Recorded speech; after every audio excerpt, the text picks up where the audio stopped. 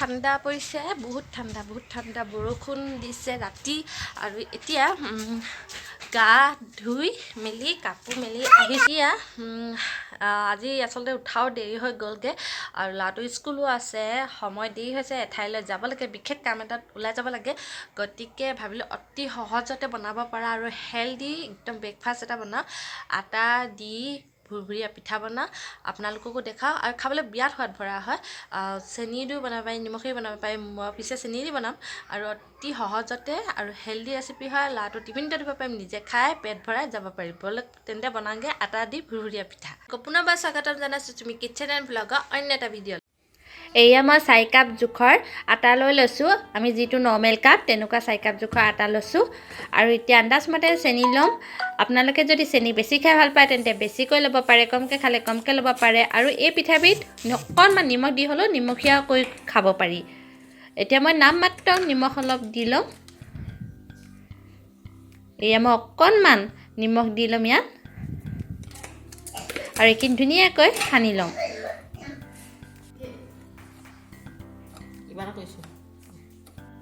এতিয়া মই ইয়াত ৰিফাইন দি লৈছোঁ। আপোনালোকে কাপৰ জোখৰ ল'বলৈ হ'লে 2.5 কাপমান কাপ ল'ব লাগিব। এইখিনি এতিয়া মই ধুনীয়াকৈ সানি ল'ম।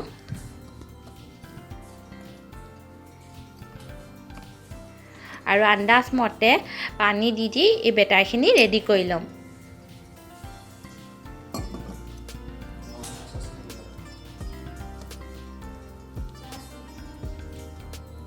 পানী অকণমান দি বেটাৰখিনি ৰেডি কৰিম, নহ'লে একেলগতে দিলে ঢিলা হৈ যাব পাৰে বেটাৰটো।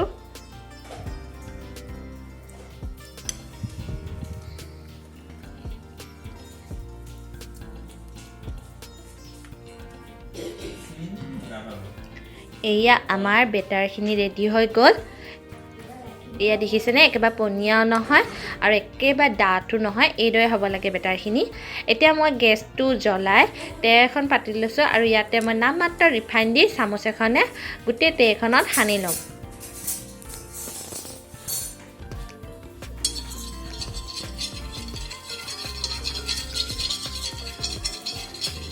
এতিয়া মই অলপকৈ বেটাৰখিনি ইয়াত দি ল'ম।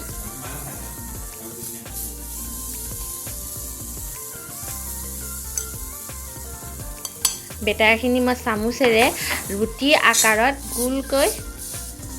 গোল আকৃতি দি ল'ম ৰুটিৰ দৰে। এইদৰে গোল কৰোঁতে ধ্যান ৰাখিব যাতে মাজত ফাক নাথাকে। এয়া দেখিছেনে মই কিমান ধুনীয়াকৈ লাহে লাহে পাতলকৈ কৰি লৈছোঁ। এখন পিঠা এয়া আমাৰ ৰেডিয়ে হৈ গৈছে প্ৰায়। আৰু গেছৰ পাৱাৰ পূৰা কম কৰি ল'ব লাগে, নহ'লে তলত জ্বলি যোৱা চান্স থাকে। এতিয়া হেতা এখনে মই পিঠাবিধ ওলটাই ল'ম।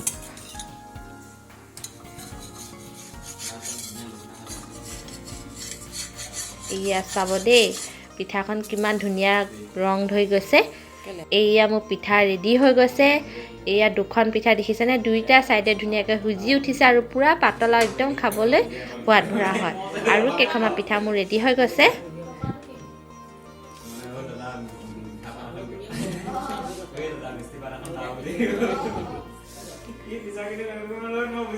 পিঠা চাহৰ লগত খাই দিলোঁ, পাহৰি থাকিলোঁ, কেমেৰা অফ হৈ থাকিলে। এয়া আপোনালোকক অলপ চিঙিয়া দেখাই দিছোঁ। চাওক কিমান পাতল আৰু কিমান খাবলৈ সোৱাদ ভৰা হয় নহয়, ক'ব নোৱাৰোঁ। আৰু আপোনালোকে এইদৰে সময় কম হ'লে এনেদৰে আটা দি ঘুৰঘুৰীয়া পিঠা বনাই সোৱাদ ল'ব পাৰে।